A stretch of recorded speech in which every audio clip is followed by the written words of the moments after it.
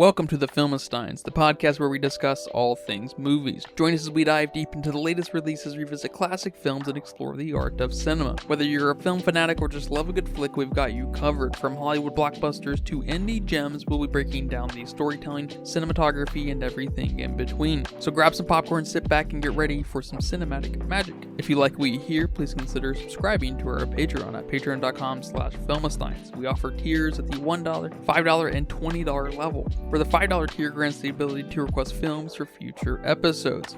This is the Filmsteins, where movies are more than just entertainment, they're an experience. They're an experience. All around you. And welcome back to another episode of the Filmsteins. Thanks for tuning in today. Thank you for sacrificing some of your time to experience this talk with us here today. Thank you. Can't thank you guys enough out there in the world. Especially Mexico. Mexico's getting a call out today. A shout out today. Mexico. Yeah. Ooh. I'm joined today by my grumpy old troll friend, Lucy. Hi. She lives under a bridge. I do live under a bridge. But she's here with us today to discuss a really great movie. But before that, join us over on Patreon every Monday, Wednesday, and Friday for brand new episodes covering all films. Some previous episodes include Sunshine, Insidious Chapter 2, over on Patreon, our M. Night Shyamalan ranking of his filmography. Great episode. Please come watch. The Visit, and The Last Voyage of the Demeter, the 2023 André Øvredal. But today we're discussing one of his other films, Trollhunter.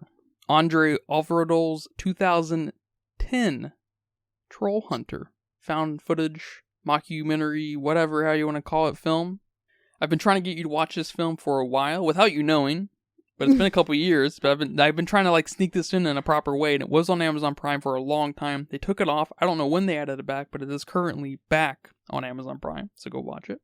It's an excellent film. Found footage has a sketchy past, right? It's very hit or miss. We've talked about this before.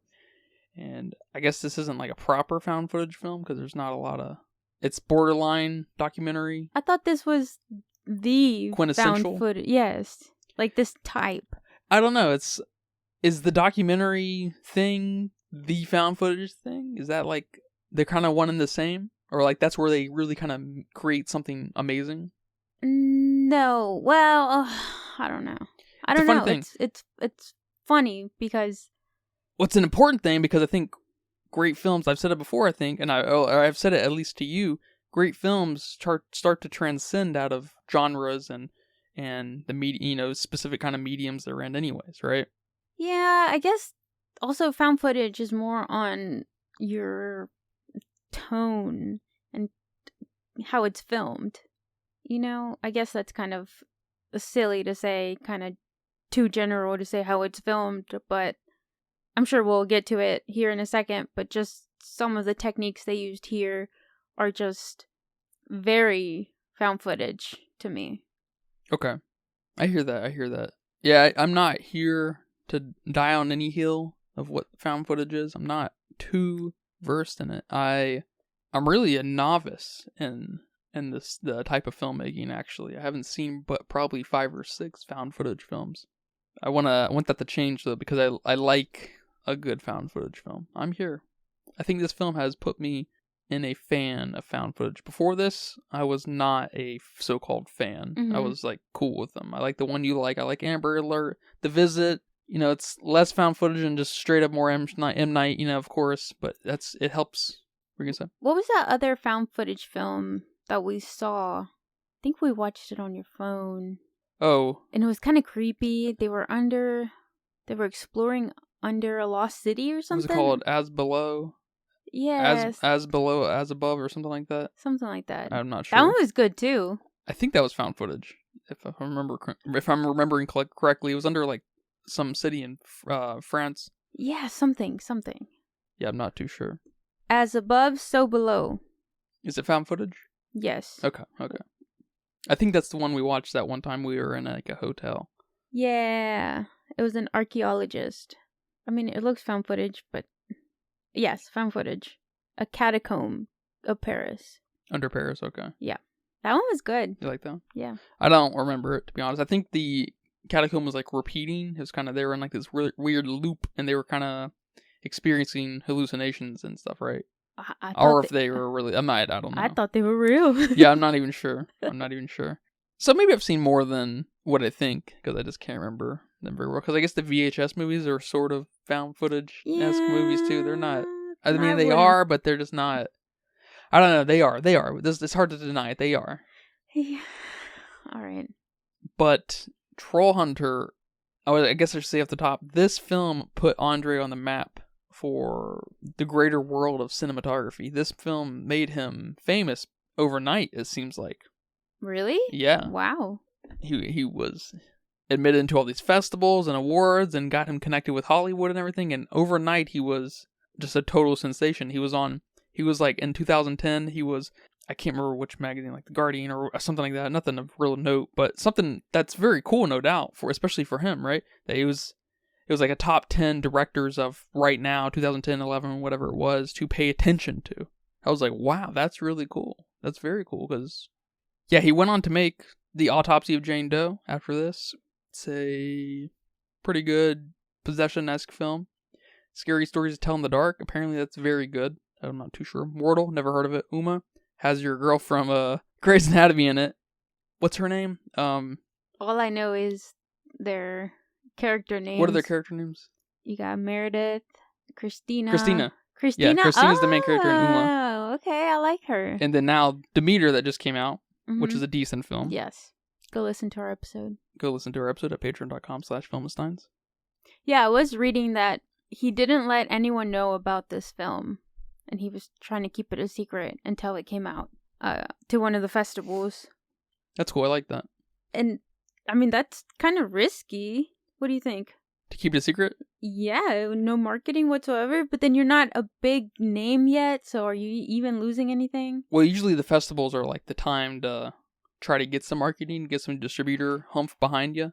And so keeping a secret from that crowd, not really a big deal at all. Okay. Yeah. All right. Because that when the festival might be in January or February, and the movie may not come out until October. So you've got lots of time to build a pipe in that way. Got you. Okay. And he got, I think the American distributor of this was Magnolia. Is that what I was seeing? I can't remember. But he obviously got some kind of oomph behind this, and it caught fire. I guess became a cult classic. It didn't make tons of money. But it has kind of garnered this, from what I can kind of tell, like a top 5 kind of thing, found footage films of all time. Like it lives in the pantheon of must-see films. I mean, if you ask me, any top 5 of any genre or medium or type of filmmaking, I should say, it's kind of, if you have any interest in film, you should be a major priority to see all of the greats, right? Yep. So I love it for him and it's his first. Like his first big hit? It's his first feature film, I think. I'm not sure. Okay. I'm not sure if his 1997 feature Murderer was a short film or not, because it doesn't really have any information online. Or if it was a student film or something, which, I don't want to discredit student films, but there's just not. You don't have the crew. You don't have the resources to kind of get it anywhere. Yeah. But Trollhunter is amazing, and so I want to talk to you today about this movie. How did you feel about Trollhunter as a found footage aficionado? I really enjoyed it. I liked it a lot. I like the world he built here with the trolls and the lore and just how much detail he put into it, and getting that much detail through the eyes of just our 3, students here. It's amazing. And I mean, really, there's only about like 4 characters in this whole entire film. Yeah, we get a little bit here or there, but we have like 4 main people. And we find out so much about the trolls and how they came. Well, I don't know about how they came to be, but just a lot of details about them. Well, they're just one of many species on the planet, it sounds like. They procreate just like any other wildlife. Yeah. And so there's... So I love that. I love all that detail. And I thought it was super cool how he managed to deliver that through us through found footage. Yeah, the mythos. When I walk into this movie, I did not expect to get some kind of class amount of information, like a lecture of just like what is a troll and stuff. Because I feel like I can hold my own against some trolls now, maybe. You know what I mean? Yeah. I know about the sunlight. I know about the stench. The stench. I know I'm not a Christian, so I'm good, I guess. I don't know. Still questioning there, so who knows? I don't know how good they are at questioning Christians. And the different species of trolls. Are you dealing with a young one? Are you dealing with an old one? Oh my god, there's so much detail. It's very fucking cool. It's so cool. I feel like I've never seen this quite like this in a film. Yeah, and then you even get bits and pieces from, like, pieces of paper. You get some stuff from his drawing. From the drawings he has inside his trailer, and even that, I forgot what they called it, but the TSS form that you fill out, I guess, every time you kill a troll, see a troll. I don't know the protocol there. But even that sheet of paper had a lot of stuff in it. And I kind of wish we would have paused on it and kind of read some of the things on there. But you had diagrams, you had so many things on there, and it was so cool. And that's just genius to think of a piece of paper to just flash at the camera and boom, all this information on it. It builds crazy texture to this world. And I also love the cadence of our main character. Hans is his name, right? Yeah, Hans. Played by Otto Jespersen. Yep. Famous Norwegian comedian, apparently. And which, makes sense that he'd be great in this because he has a kind of funny presence in that he approaches this whole troll hunting thing because he's kind of our main guy. He's the troll hunter. It's just work to him. And I love it. He's not part of the conspiracy. Like, he is and he isn't, but he just treats it like a job. And then he's so kind of fed up, like anyone else would be at, some kind of work, right? And so he lets these people tag along with him to, just show whatever. He just doesn't give a shit anymore. It's hilarious. Yeah, and he knows he's not supposed to be telling citizens about the trolls. He knows he's not supposed to be giving out any information, but he's just so sick of it. He wants the world to know. And as we progress through the film, he's like, hey, did you get this? Like, what other questions do you have? Let me answer this. Let me give you as much detail as I possibly can so this can get out. Yeah, he starts to have fun with them. Yeah. Yeah. I think he did an amazing job. How did you feel about the rest of the crew here? They were fine. I mean, they were good. I like that they were college students and they're just maybe a group of, I'm not even sure, were they filmmaking students or were they journalist students or what? But they were just trying to get a story, and I guess they were looking for mysterious people out and about, and they landed one. Yeah, they were investigating the bear poachers. Okay. And then throughout there, they found out that a lot of people have been missing. So they're like, what? Bears, missing people, let's look into this. And poor kids, what did they get themselves into?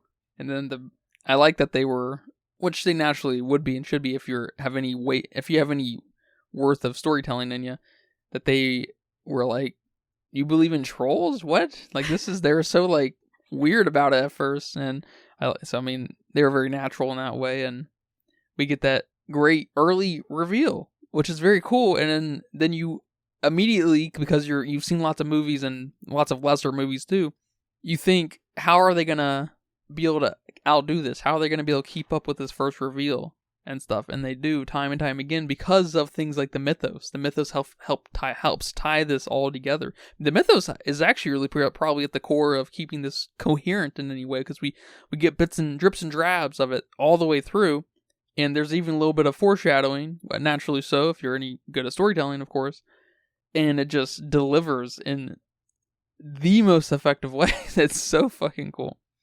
Yeah. I think I wasn't 100% sold on the kids here, but it wasn't really relevant to the story, so I guess I was fine with that. I wish I would have gotten a little bit more from them, but I guess also at the same time they're just kids who are trying to be journalists, and I don't know, that has never been anything that I've ever been interested in, because first of all, I'm not going to go approach people. Second of all, I'm not going to keep approaching people after they've told me to basically fuck off. So it was kind of cool seeing them grow in that way, but not a lot, not as much as I wanted them to. So I don't know. I just wish it would have been a little bit more. And just kind of reading into these actors, a lot of them are kind of either no names or comedians. And that's just interesting to have. It's not exactly a clash. It's not, very experienced versus not experienced. Neither of these categories have experienced actors in them. I guess comedians kind of do, because they have to do stand-up, which is, I don't know, to me, like the ultimate improv. So maybe that's where you get some of your acting from, but I don't know, it's just, it's an interesting merge here of characters. Yeah, for sure. The most amount of character we get out of these trio of characters is when they're trapped in that cave and he starts, does he scream he's a Christian or does he just start praying? Which one? He says it. Yeah, and they're wigging out and stuff, and there's trolls also in this cave with him starting to fall asleep, and that's the most amount of character I guess we get out of him. But that was just kind of really ultimately a bit to kind of keep this Christian thing in our mind, which is hilarious. Yeah, because we already knew there was, believer in God in one of them out of the 3 kids. We knew that from the beginning because they got sniffed. And nobody was admitting to it, and just when you thought they weren't gonna bring that back up, here it is. Here's your big reveal on who was the friggin' Christian, the friggin' liar. Of course, the Christian is the liar here. I don't know if that was kind of intentional there for him to say that. I don't know his beliefs. I didn't read into that, but it was just funny. And then not only is he like, okay, well, it was me. I was the Christian, and then he starts praying. That was just hilarious, which is what made the trolls just so chaotic and just lose their shit and smell him. And oh my god, it was hilarious. It's funny that he started praying, because that normally is an indicator of, saving him in some way. You know what I mean? When you're in a demon movie, you start praying and you say just the right verse or something to keep the demon at bay, right? Or something else intervenes and you kind of think it was a miracle or whatever. But here, he started praying and it made things immediately worse. Well, if you want to look at it this way, he went to go join his Lord, brethren, Savior, whatever they call him. Jesus. His Jesus. So maybe that was his light at the end of the tunnel here. Maybe. Yeah, he did end up dying, and it's funny that he's the cameraman and we get to be knocked around on the camera. It's funny stuff. I saw someone say that this was like Pythonian. I don't really like that. What do you call that? That like when you IAN it or something, ISM it. Yeah. What do you call that? I'm not sure what you call it. I don't know what you call that. I'm not sure what you call that, but and you add a ism. Yeah. I totally get the comedic element to this, but this is extremely not has any relation to Monty Python as far as like humor is concerned. Oh, that's what you meant. This is much more dry, I guess. I feel like Monty Python is kind of slapstick. Is that and almost punny? Yeah. There's not. No, I don't think there's any. I was wondering if you didn't agree with that. Okay, no. good. I was just like, what? I was like, am I missing something? Is it just a European thing that I'm just not? This is very dry. Yeah, I thought so, because Hans is like the kind of character who's like, is he joking or is he serious? I can't tell, but best to just assume he's joking. Yeah. One of the found footage elements that they kept here that I really liked was using the camera, I mean, in a lot of ways, but just when they're running, we see all the movements. When they're running fast, we see the bigger movements, especially when they're running through the forest and he's kind of freaking out. He's all over the place. So we're freaking out and all over the place with the camera. And, we see the troll from above, we see him from below, we see him from the side. I absolutely love that. And we keep that all the way through the end when our camera guy here is about to die and Hans is blasting the trolls. We see like darkness and then flash, and then we see him kind of chasing you. And that's probably one of my favorite scenes in this film, is when they're chasing you and it's dark, you see flash, they're right there, you do it again and they're right there and they're closer. I mean, that's just genius. And then they keep this with using the night vision on the camera. And I think these are like the found footage elements that make a movie a found footage film. Using the camera like this.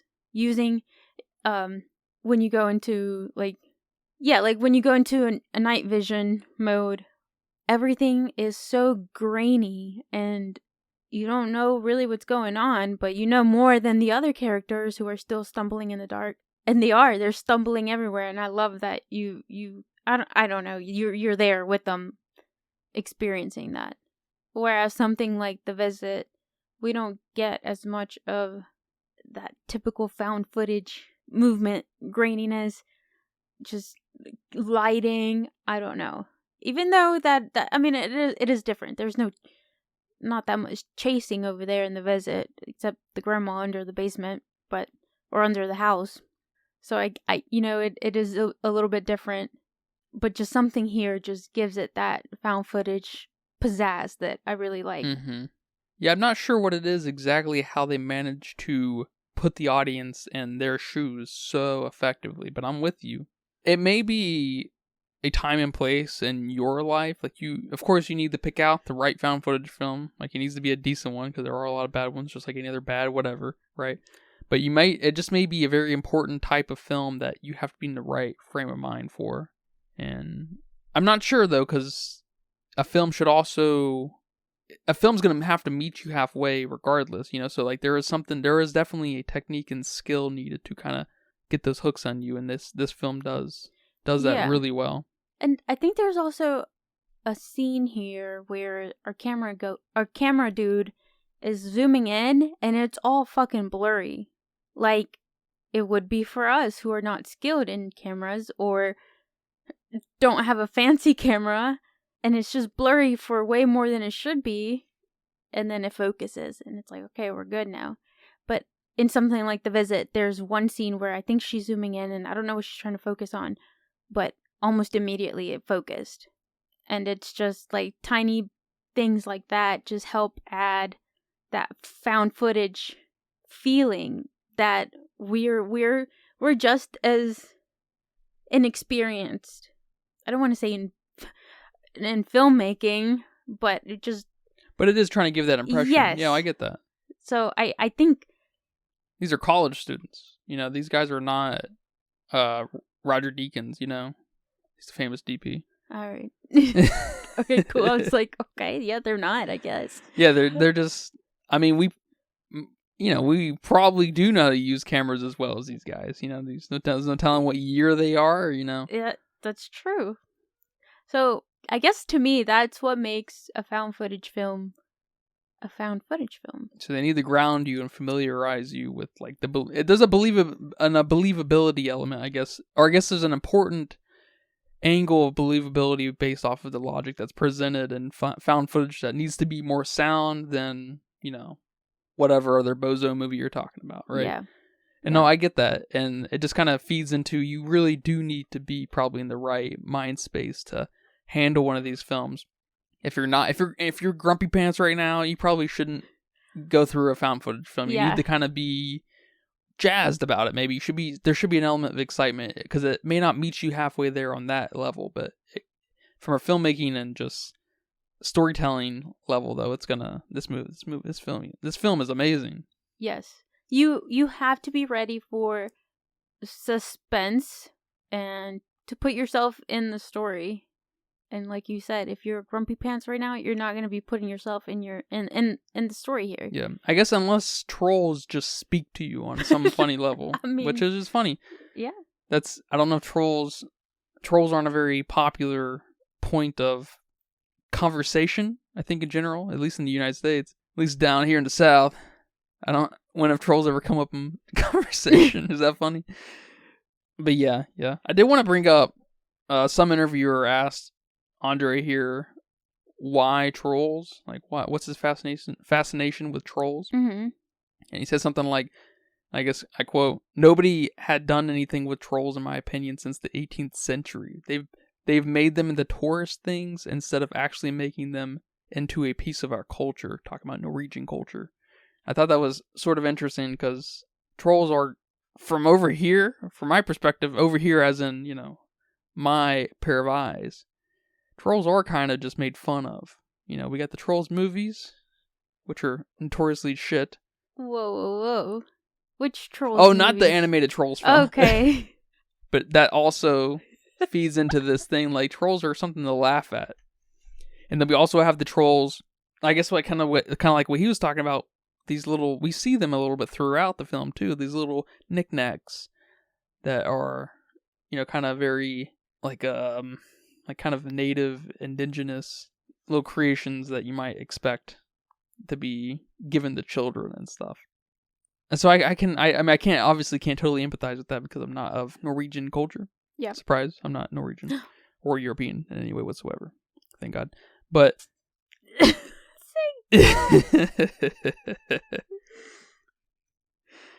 like that? You killed me. But I do appreciate that there is so, in that sense, I appreciate the hell even more out of just this obsession to inject this movie with crazy mythos, like crazy amount of it. It's so cool. I feel like I'm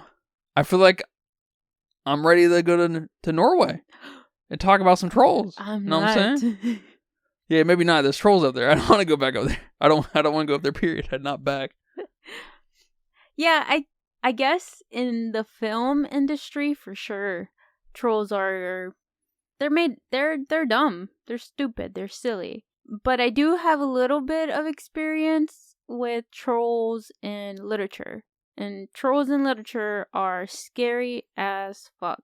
So I guess I can understand where some of that, vaguely, very little understand where some of that inspiration came from. Especially with the one, what's it called? Hold on. The 3 Billy Goats, Gruff. I didn't know that's what that fairy tale was called, but it's where the troll lives under the bridge and like people or whatever, depending on what version of the fairy tale you hear, but either people or things or whatever are trying to get across, and then the troll hops out and it's like, grr, I'm gonna eat you, and it's like, no, you don't want to eat me. Hold on, let me, and then tell you why you're not gonna eat me, and then move on to the next person. So that's probably the most troll non-movie related experience I have, which is funny because there's a troll here that lives under the bridge, and I love that. I love that was included. Yeah, it was total nod to the legendary little fable. It's gotta be, yeah. And yeah, I mean, that's awesome that he can include this and make this awesome film just from some of these fairy tales and build this awesome world that he did. Yeah, we should get hats that say "Make trolls scary again." Yes. I'll be wear part it. of our merch soon. Okay. Well, we can't forget the trolls in Harry Potter, though. That's true. Those are scary trolls. That was a very scary troll in the dungeon. But he was dumb. The trolls here didn't seem quite as dumb. No, they seemed more like very capable, more like gorillas or something, like just something that's not. Yeah, the troll in the dungeon in Harry Potter was a little real dumb. Like he was like almost like a dog where if you had the right treat for him, you could throw it and he'd run the other way. These guys, these trolls in Trollhunter are not, they're not running away for some treat. Yeah. You know what I'm saying? Yes. So in that same interview, they asked him about some of the inspiration behind Trollhunter. And he said that my references are Jurassic Park, Indiana Jones, Men in Black, Ghostbusters, more than anything. But I had to do it in a completely different way so I wasn't copying those films. Isn't that interesting? I definitely got Jurassic Park vibes based from this film. Yes. Not the others, not so much, but it's kind of interesting that there's all the other ones that are funny. So I like that his touchstone is in kind of humor, because I don't think it. I would like to know if the cadence and tone of this film through the characters is just inherently is funnier to a Norwegian than it is to an American. I did think this film, was funny in ways, right? It wasn't a laugh out loud comedy. Nothing is, I guess, to me. I'm not a great judge anyways, because I don't fucking laugh at anything. But I thought that was kind of funny in its own right. Yeah, that's pretty interesting. And I bet it is. I bet there's a lot of things that we didn't catch. I bet there's some stuff that got lost in translation. Their parents reading them fairy tales have a lot of things that were probably incorporated in this film that they would probably appreciate and just laugh at. And even then, though, it was funny. Like the tire things. Not only was Hans here baiting these trolls with concrete and charcoal, which is awesome. There's got to be something there for sure. Yeah. But also tires. They liked gnawing on tires. And that was hilarious when one of them was trying to get through the tire dumpster, I don't know, for lack of a better word, and it was just dented because one of them was trying to get inside of it. And it's so beautifully crafted, because you just think, the first thing that popped in my head, maybe, I don't think he said it, but the first thing that popped up in my head was, did the troll try headbutting it? That's what popped up in my head. I was imagining the troll headbutting the fucking thing. That's hilarious. And I was just like, and it's amazing that a film can kind of draw this imagination up in you, which, it's cool, because, any great fiction can do that, right? Especially literature, right? But it just forces you to be like, wow, this film is so fucking effective, especially in retrospect. It's just like, god damn. Yeah. God damn, this film it's so good. It's definitely, it's so good. And then coming from a Hispanic background, watching original, Mexican films that have been translated into English, I do see all the myth stuff. I do see all the, like, very cultural, if you've lived in Mexico or whatever, Latin American country, it's funnier, or, you know what I'm trying to say here. No, absolutely. I mean, it's just like if you have a group of friends, you have inside jokes. You have inside jokes within your culture, within your city, yada, yada, yada, and on. Within your family, of course, right? Yeah. And that's unfortunately going to be missed, but that's also, that helps make it authentic as fuck. And so I'm happy to miss some of that for the originality of the idea, for sure. Yeah. So the Trollhunter, I guess the troll idea here for him is maybe something similar to the chupacabra in Mexico. I don't know. I'm maybe, just throwing shit out there, but maybe. I'd love a proper found footage chupacabra film. We already get them in some of these paranormal shows. We just need to put them together. All right? That'd be great. I know there was that stupid chupacabra. The chupa on Netflix. It's like an E.T. fucking ripoff of a chupa, where a chupacabra befriends, or a friend, or a little boy, I think, befriends a little chupa. And then it grows up and probably mauls their parents or something. That'd be awesome. That would be awesome. But I feel like the chupacabra, and I guess the Sasquatch for that matter, are both great found footage, specimens to get one of these out. That's actually a funny thing now that I say it. I'm sure there is, but there definitely isn't a famous one. I can't imagine I would know about it, but a great famous, what doesn't need to be famous, but just a great Bigfoot, Sasquatch found footage film. That needs to happen. That does need to happen. That'd be great. And chupacabra, of course. Yeah, we should look into that. See if we can find one. And I'm gonna have to make one if there isn't. And if there isn't, we gotta make one. I'll consult my mother because she's a Sasquatch expert. And I'll consult my mother because she's Is she a chupacabra expert? No, she's just Mexican. She's a Mexican. So she's inherently a chupacabra expert. That's funny. I can't get over the mythos, the level of mythos in this movie. It's awesome.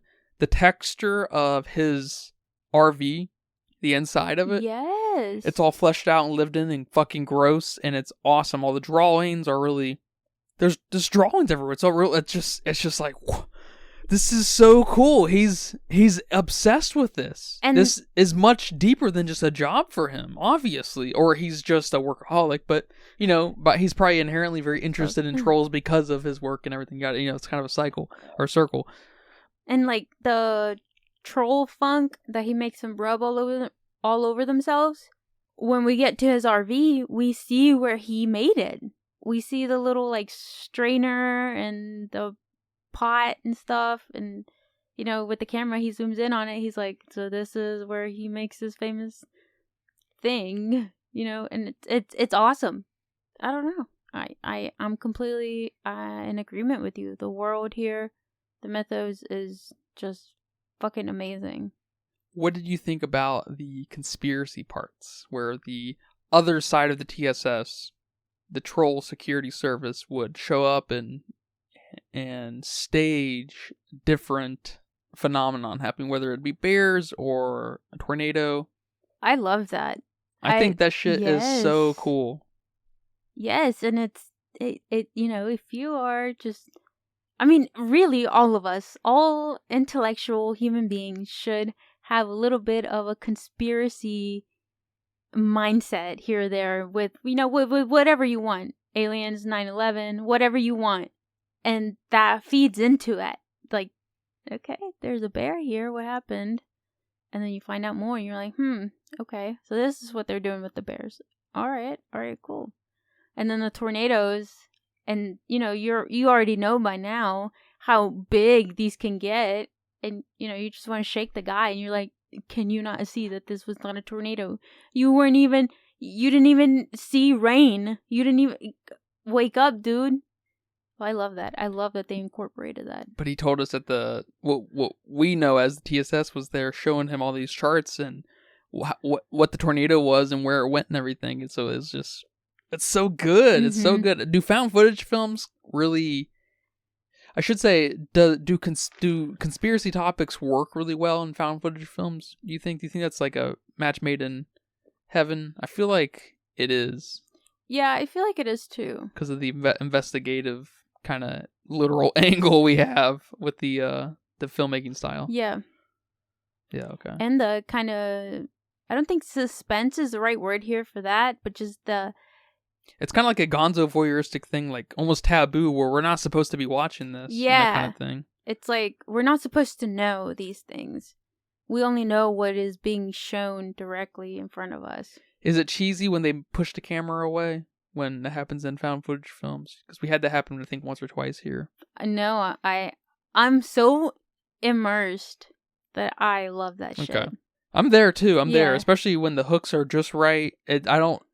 You can definitely do wrong. Of course, you can do wrong with anything, right? Things can start out great and be fucked up by the end, totally. But they pulled these moves out so effectively that nothing was a bother at all. Yeah. I'm completely sold on this film. And I love, I should also ask, is it cheesy to say at the very beginning of your film, this is based on true events kind of thing? A lot of found footage does that. You just have to know that that's part of the experience. You can't, if you're going to go into a found footage film thinking that way, you're not going to enjoy it. And you're very quickly going to dismiss it. And you can't do that. Yeah. I'm with you. You gotta, we've all pretended, we've all were tiny children at one point and we threw Kamehameha waves at each other, you know what I'm saying? Or we played wrestling where we didn't actually do the moves, right? Yeah, I had wands. You had wands and stuff. Yep. So just tell yourself when the movie opens up, this is true. I mean, do that with every film, I guess, if it makes the movie better. But especially found footage kind of films that try to live on the edge of being, based on or capturing true events, right? Just kind of let it happen, let it sink in like that, and you're just gonna enjoy it more. Yeah, I completely agree. Just have fun with it. Yeah, I liked where they, the guys had Beard's paws on their feet, and they had like those walkers, and they were making the Beard footprints and stuff. And that was so funny. And I didn't notice the paws or the feet paws, I guess. Yeah. I didn't notice those, so I was like, okay, you're pressing with front paws, but what about your feet? And then you're like, no, he's wearing some kind of contraption. And I'm like, what? And then it shows it again. And he's on like some cleats looking bare feet thing. And I'm like, oh my God, that's fucking genius. I love it. It's awesome. I need some of those. I need some of those right now to walk outside. And then they bring someone would bring the dead beer. Mm-hmm. And you would, it's just awesome. There's this whole, and it gives just enough flavor and texture and mythos to this other side of the TSS. That's not really, it's not the TSS proper. It's this animal trafficker, supplying dead animals, I guess, supplying dead beers. And they're not related. Like they don't know why. They don't know why they're planting this beer here. And it's so fucking cool. Yeah, I love it so much. They just want to get paid. Yeah. You want a dead bear? Okay, here you go. I love that shit because it opens up these ends that we don't need answers to, right? That just helps build texture and mythos around the whole world, and I just love it so much. I want more conspiracy movies, just in general. And however that needs to come out in, I'm good. Is the the Da Vinci Code movie or whatever? Oh, I love those. Did you watch the movies? Yes. Are they good? Yes. Aren't they conspiracy-esque movies? I think I've only seen the Da Vinci Code. I didn't see the other ones. Angels and Demons or something like that? I've read the books, but I didn't see the other movies. Are they good? The movie? Yeah. I am partial to the movie, yes. Are they conspiratorial? Yes. Okay. Oh, do they deal with the church? Like the... Yeah. Yeah, okay. Man, the books are great. The books are awesome. I think the books inspired National Treasure, if I'm remembering correctly. For real? I think so. National Treasure, the first one, it is a national treasure. Just saying. Oh my God. Just because your boy's in it. That was before my love for Nick Cage. Oh, okay. That was probably what started my love for Nick Cage, actually. He steals the Declaration of Independence. I mean, yeah. That's cool. That is cool. Nothing cooler than stealing the Declaration of Independence. Sure. And they put that shit in the oven. Have you seen the movie? Oh, it's been so long. Probably saw it around the time it came out. It was like 2002 or something. Holy shit. I think 20 years ago? Yeah, that sounds about right. One of my other favorite scenes is where he's at the bridge and he's trying to extract a blood sample from the troll, who we find out is a younger troll. And he's wearing this like Bobo Iron Man looking suit. And he gets got. And the troll just puts like half his body in his mouth. And I don't remember, but he like chomps down on him. And then it just throws him. And this dude just collapses. And you think he's dead. I thought he was dead. I thought he was dead. Our kids here thought he was dead. And then dude just gets up and finishes the job. And I mean, great. Kudos for not losing character. You didn't make your character all of a sudden a punk. You just kept him true to his nature, and that's fucking awesome that you can do that. Because any other person would have been like, all right, I'm done. We'll come back tomorrow. We'll get another troll. I might just quit my job here. You got enough footage. Let's go. But nope, this dude just gets up after he was almost eaten. He was chewed on. He got chewed. And continued like it was nothing. Just part of the job. Just part of the job. He said in the beginning he's not paid enough to do this. Oh, he doesn't get paid enough. And there's at one point, did you see it where he lifts? He's putting a shirt on, I think, and he's got a big ass scar on his back. Oh no, I didn't see that. Yeah, that was it. They just caught that on camera. I was just, oh shit, he's had some history getting hurt. Yeah. Big time. How'd you feel about the, I guess most of the ending here, the reveal with the rabies, the Very TSS chasing them, and then the, camera basically cuts off.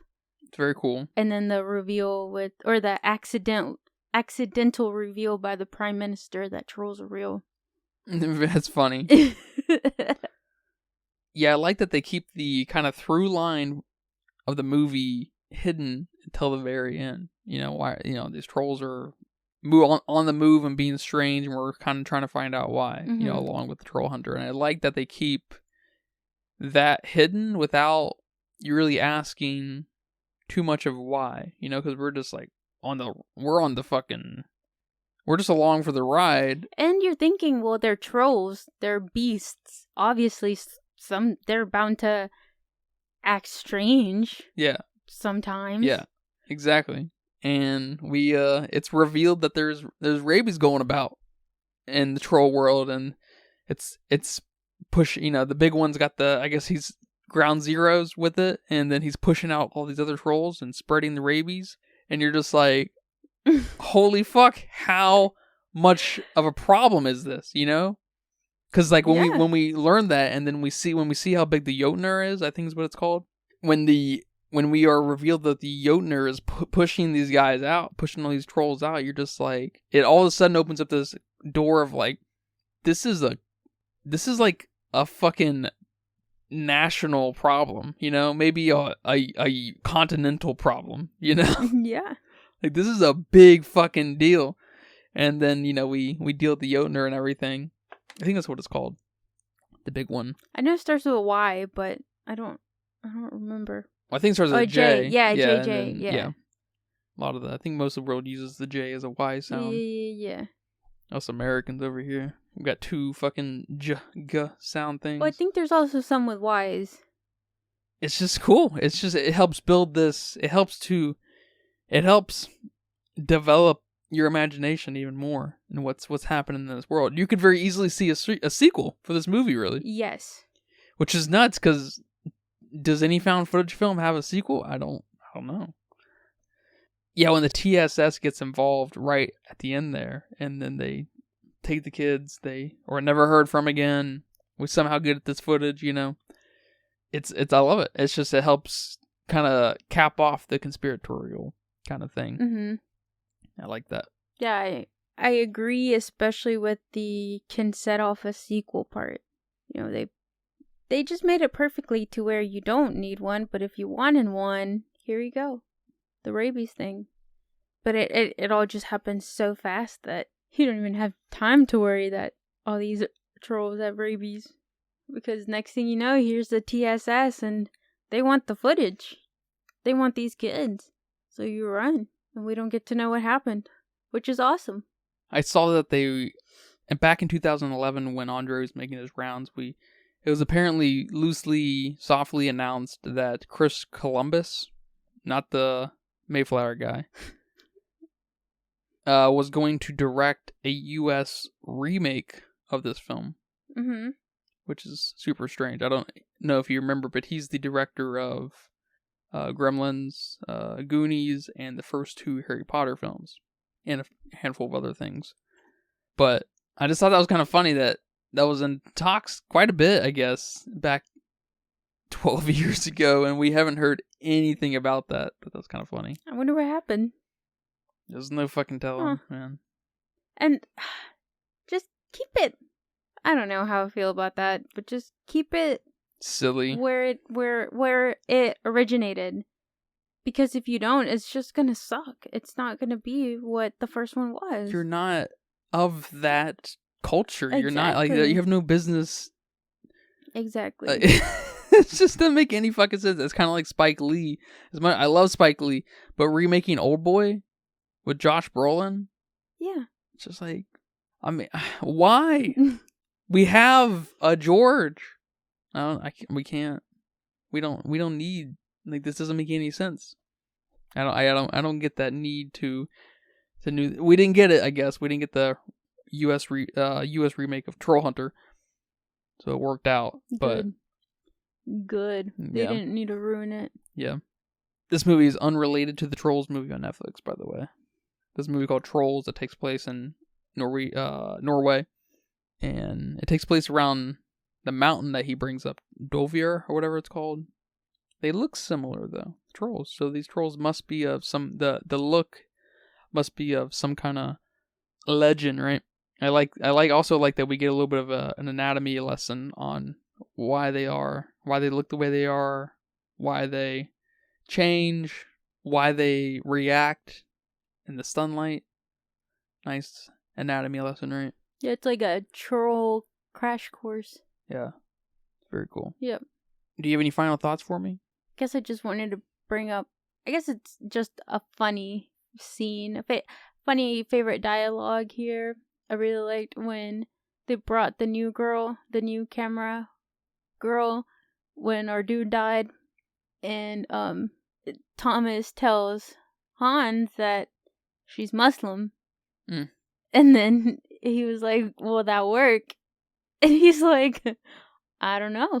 Let's find out. That was hilarious. That was so funny. That's probably my favorite just interaction there with them. Yeah, that was super funny. I like that. I forgot about that. And yeah, just it's a good, great found footage film. Go watch it. You'll enjoy it.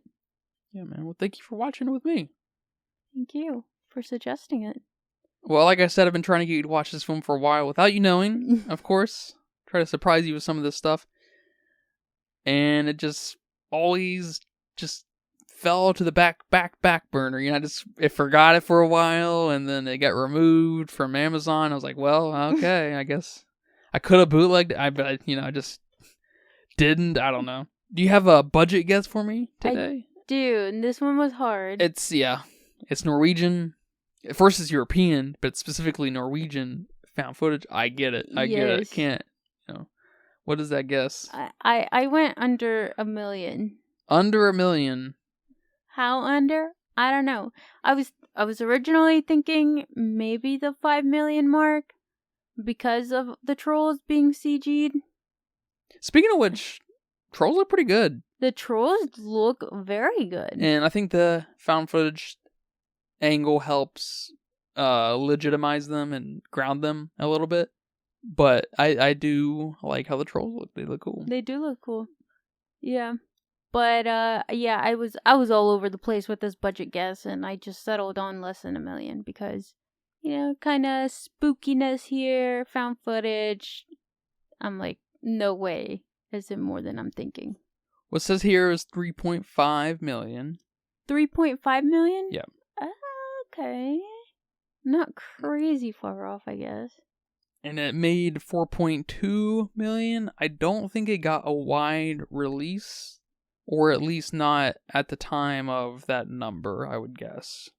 So, okay. I'm not sure about money's made because it did obviously become kind of a cult classic, and so that I don't know if that happened in the form of all the deals, Netflix deals, Amazon deals, getting the rights and stuff, or through DVD and whatnot and renting and everything. So I'm sure they made quite a bit of money off of this. They're probably not rolling in the dough or anything, but I'm sure they're very happy with the success of this film, which is very cool. I'm glad it probably turned out for everyone. Good job, André. This film is much better than The Last Voyage of Demeter. Would you say much better? I wouldn't say, well, I like this a lot. I don't know. I don't know how much better is. Well, I'm bouncing between a 3 and 3.5 on my letterbox. For this? And then Demeter is 1.5. Oh shit, you went that far for Demeter? That low or high? That low. Oh. That far low. Yeah, I could see Demeter's probably like a 2 for me. Okay. Maybe 2.5 because I really like the Dracula here. And Trollhunter's probably like a 3.5. Nice. So I don't know if that's much better for you. Yeah, is it a magnitude better? I don't know what a magnitude would constitute here, but yeah, that's not. I'm glad we're on the same page. I think this movie's just a much better made film, and has a much more complete vision and everything. So yeah, I'm recommending Trollhunter for sure. Oh, this is an easy recommend for anyone. You gotta, and if you don't like subtitles, you need to suck it up and just fucking watch this film. It's on Amazon Prime right now, so go watch it, please. Thank you, André, for making this film. Well, thank you for watching this film with me. Thank you for talking about this film with me today. You're welcome. And thank you guys for listening to this episode of the Filmistines. We had a great time talking about this film today. Remember, you can catch us on Google Podcasts, Apple Podcasts, Patreon, and Spotify every Monday, Wednesday, and Friday for new episodes. Please come by and listen. We got lots of episodes planned, lots of Patreon exclusive episodes planned as well. So we'll make that $1 worth it. It's only $1? Yes. Whoa. But thank you guys. Until next time, take care. Bye-bye. Bye-bye. And that's a wrap for today's episode of the Filmistines. Thanks for tuning in and joining us on our cinematic journey. We hope you enjoyed our discussion and gained some new insights and perspectives in the world of movies. Don't forget to subscribe to our podcast on your favorite platform, especially Patreon at patreon.com/Filmistines, and follow us on social media for more film-related content. We love hearing from our listeners, so if you have any feedback, suggestions, movie recommendations, or book recommendations, please feel free to reach out to us.